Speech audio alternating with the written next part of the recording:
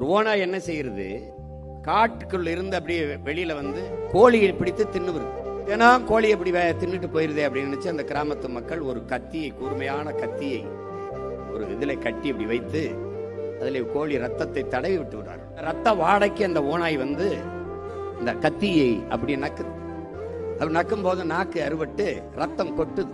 அந்த ரத்தத்தையே தெரியாது சுவைச்சு சுவைச்சு சத்து அப்படியே சாப்பிட்டுட்டே இருக்கு. மொத்த ரத்தம் சிந்தி செத்து போகுது. அப்படிதான் என் மக்கள் இந்த ஓனாய் கத்தி மாதிரி இந்த இலவசத்துக்கு ஆசைப்பட்டு, அது உங்க ரத்தம் தான், அது உங்க காசு தான், 5000 ரூபாய் என்றால் 6800 கோடி இழக்கிறது அரசு.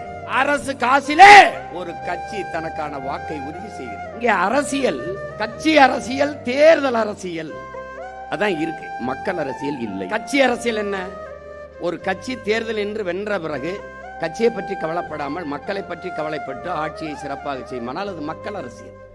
அந்த கட்சி ஆட்சிக்கு வந்த பிறகு தேர்தலையே கவனம் பண்ணுவது. தேர்தலில் எப்படி வாக்கு வாங்கலாம், மகளிருக்கு ஒரு 1000 ரூபாய் கொடுத்தால் மகளிர் வாக்கு, கல்லூரிக்கு போற பிள்ளைகள், ஆண் பிள்ளைகள், தம்பிகள், அவர்களுக்கு ஒரு 1000 போட்டால் தமிழ் மகன் என்று போட்டால் அந்த பிள்ளைகளின் வாக்கை வாங்கி விடலாம். இதையே கவனத்தில் எடுக்கிற போது இது தேர்தல் அரசியலாகிறது, மக்கள் அரசியல் இல்லை. படிக்க போகும்போது தம்பி தங்கைக்கு 1000, படித்து முடித்து விட்டவர் 1000 இல்லை. அப்புறம் என்ன பண்றது? பிச்சை எடுக்க வேண்டியது. மக்கள் அரசியல் எது?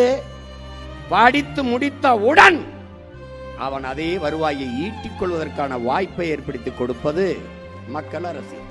இங்கே செய்தி அரசியல், விளம்பர அரசியல் இருக்கு, சேவை அரசியல், செயல் அரசியல் இல்லை.